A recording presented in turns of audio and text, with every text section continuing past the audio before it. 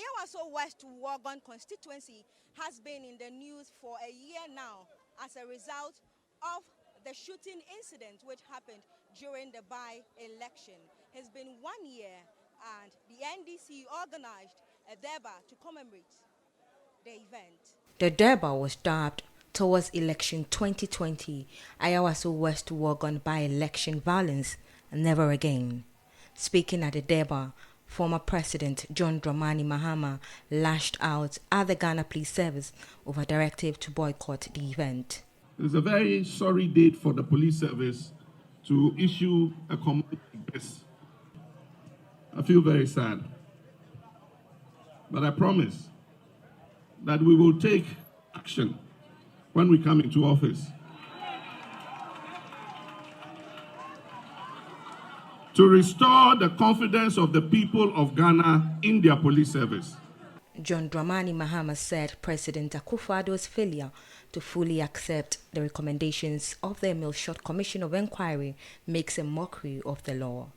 Why did the president pretend he cared about vigilantism and wanted to tackle it, and yet refused to abide by the key recommendations of the Emil Short Committee, which among others included the prosecution of identified offenders and the disbanding of the illegal parallel SWAT unit?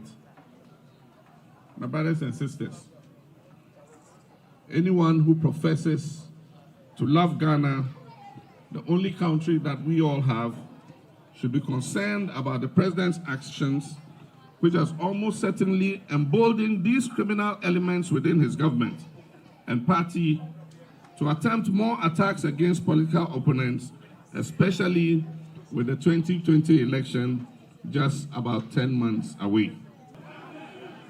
Let me serve notice that all those contemplating bloodshed and their promoters, that if they shed any Ghanaian blood on 7 2020, if by the grace of God I become president on 7 January 2021, they will be held individually to account for their actions. Veteran journalist Kwesi Pratt Jr. described the vigilantism law as useless.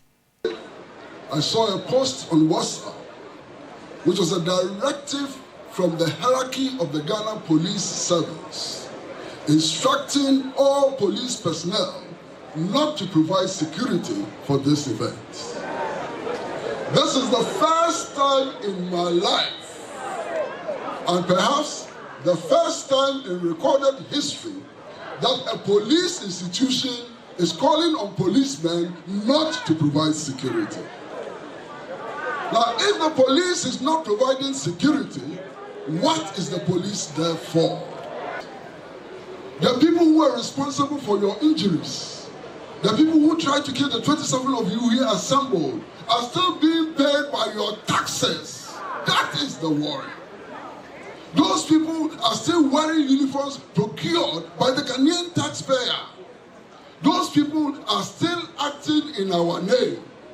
And I'd like to emphasize here and now that if the government is serious about preserving the sanity and peace of this country, the first step is to dismantle immediately those outfits of hoodlums in the security service. Let's sanitize the security services and let's throw out the vigilantes from the security services. There's a Security analyst Adam Bona called on government to scrap national security, adding that it has outlived its usefulness. We have a certain vigilantism and call it other offences law, which I call the most bogus law I have ever come across. Because you don't make a law for yourself and hope that you would use the law against yourself. And I'm saying this without any shred of doubt in my mind. Short Commission's report would have sanitized the security architecture and probably would have helped in doing away with electoral violence in this country. But unfortunately, I think the executive had a reason to say no, we would reject them.